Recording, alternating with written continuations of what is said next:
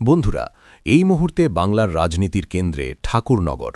বিজেপির বহুদিনের শক্ত ঘাঁটি বলে পরিচিত মতুয়া অধ্যুষিত এই এলাকায় একের পর এক রাজনৈতিক বার্তা দিচ্ছে তৃণমূল কংগ্রেস। ৯ জানুয়ারি যাদবপুর থেকে হাজরা পর্যন্ত মুখ্যমন্ত্রী মমতা বন্দ্যোপাধ্যায়ের পদযাত্রার দিনই দলের সর্বভারতীয় সাধারণ সম্পাদক অভিষেক বন্দ্যোপাধ্যায় আলাদা পথে হাঁটলেন। তিনি সোজা গেলেন ঠাকুরনগরে, মতুয়াদের গড়ে। সেখানে গিয়ে যে দৃশ্য তৈরি হল তা শুধুই একটি সফর নয়, এটি ছিল রাজনৈতিক শক্তি প্রদর্শন, সংঘাতের ইঙ্গিত এবং ভবিষ্যৎ ভোটযুদ্ধের রূপরেখা। প্রচুর জনসমাগম, তীব্র স্লোগান, বিজেপি নেতৃত্বের সঙ্গে মুখোমুখি চাপানুতোর, সব মিলিয়ে ঘটনাটি নজিরবিহীন। কেন গুরুত্বপূর্ণ? কারণ মতুয়া ভোট ব্যাংক। ২০১৯ লোকসভা নির্বাচনের পর থেকে এই ভোট ব্যাংক কার্যত বিজেপির দিকে ঝুঁকে পড়েছিল। শান্তনু ঠাকুরের উত্থান, নাগরিকত্ব প্রশ্নে প্রতিশ্রুতি, কেন্দ্রের সঙ্গে সরাসরি যোগাযোগ, এই সব কিছু মিলিয়ে মতুয়াদের বড় অংশ বিজেপিকে সমর্থন করেছিল।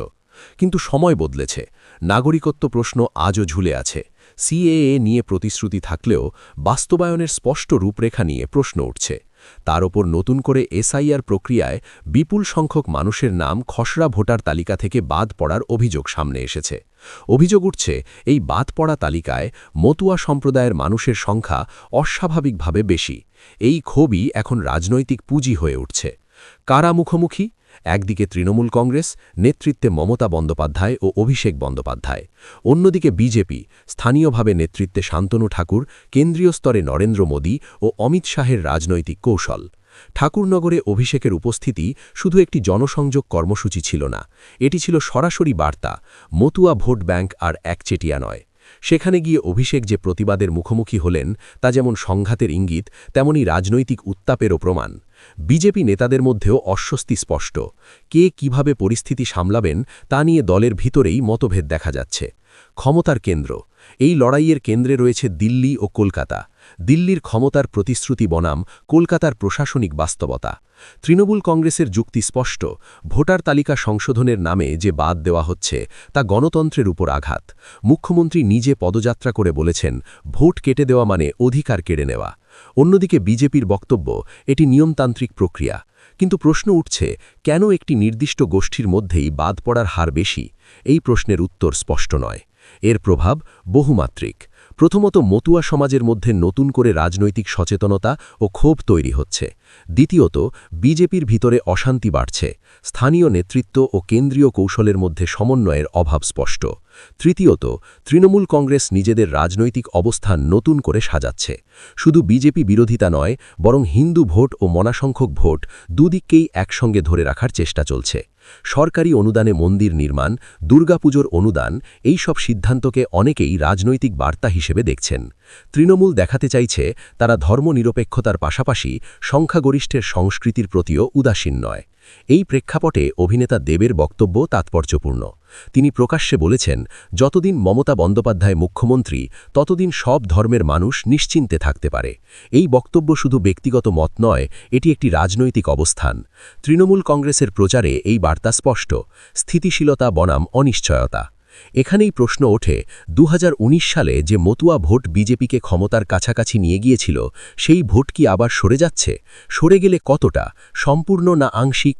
এবং এই সরে যাওয়া কি শুধু ক্ষণস্থায়ী ক্ষোভ, নাকি দীর্ঘমেয়াদী রাজনৈতিক পরিবর্তনের ইঙ্গিত? আরও একটি গুরুত্বপূর্ণ দিক হল তৃণমূলের অভ্যন্তরীণ কৌশল। দলটির মধ্যে দুটি প্রবাহ স্পষ্ট।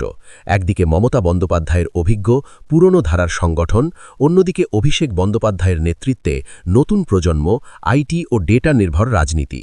ঠাকুরনগর সফর এই দ্বিতীয় ধারার স্পষ্ট উদাহরণ। সরাসরি জনগণের মধ্যে গিয়ে সংঘাতের মুখোমুখি হওয়া, প্রশ্ন তোলা, স্লোগান দেওয়া, এটি একটি আক্রমণাত্মক রাজনৈতিক কৌশল। প্রশ্ন হল, এই কৌশল কতটা সফল হবে?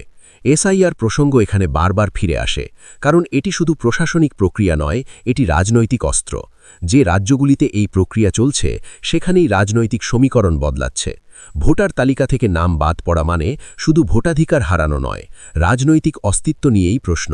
মতুয়া সমাজের একটি বড় অংশ মনে করছে তাদের আবার প্রান্তিক করে দেওয়া হচ্ছে।